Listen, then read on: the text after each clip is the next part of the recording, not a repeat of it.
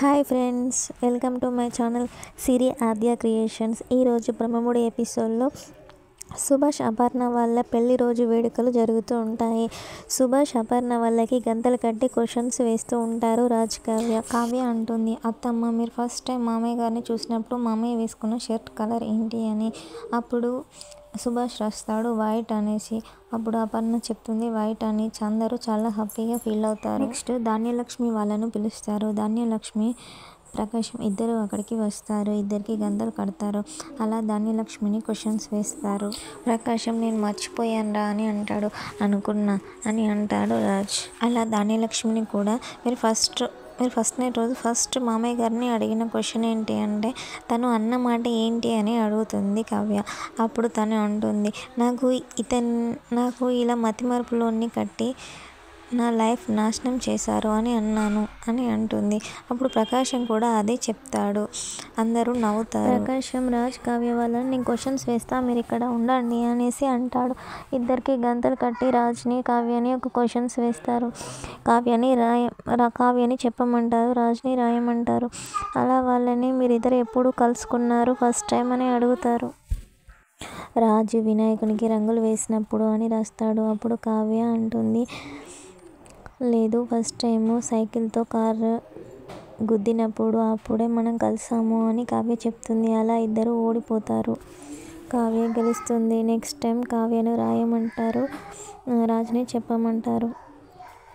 అలా కావ్యని అడుగుతారు, నువ్వు రాజ్కి పెట్టిన నిక్ నేమ్ ఏంటి అని. అప్పుడు కావ్య రాస్తుంది మిస్టర్ డిఫెక్ట్ అని. రాజ్ చెప్తాడు మిస్టర్ డిఫెక్ట్ అనేసి.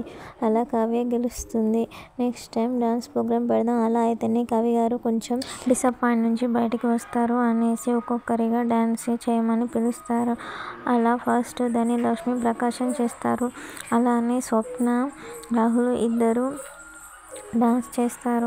అలా రుద్రాని అంటుంది, ఏంట్రా డాన్స్ అదర కొట్టేసావంటే. అప్పుడు స్వప్న అంటుంది, మేమిద్దరం బాగుంటే నీ కళ్ళు ఊరవే కదా అనేసి. నెక్స్ట్ రుద్రాని ప్రకాశం చేస్తారు. అలాగే కవి గారు కూడా డాన్స్ చేస్తారు. తన సొంతంగా ఒక సాంగ్ క్రియేట్ చేసుకొని ఆ సాడ్ సాంగ్ పెట్టుకొని డాన్స్ చేస్తాడు. అలా ఆ డాన్స్ చేస్తుంటే ఏడుస్తుంటే అందరూ అలానే చూస్తారు టెన్షన్గా. ఏమైందిరా అని అంటారు.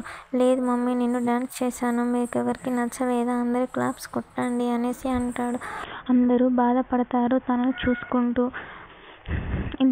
తర్వాత రాజ్ కావ్య కూడా డాన్స్ చేస్తారు. ఇంతటితో ఇవాటి ఎపిసోడ్ పూర్తవుతుంది. రేపటి ఎపిసోడ్లో కావ్య వాళ్ళ అత్తమ్మ దగ్గరికి వస్తుంది.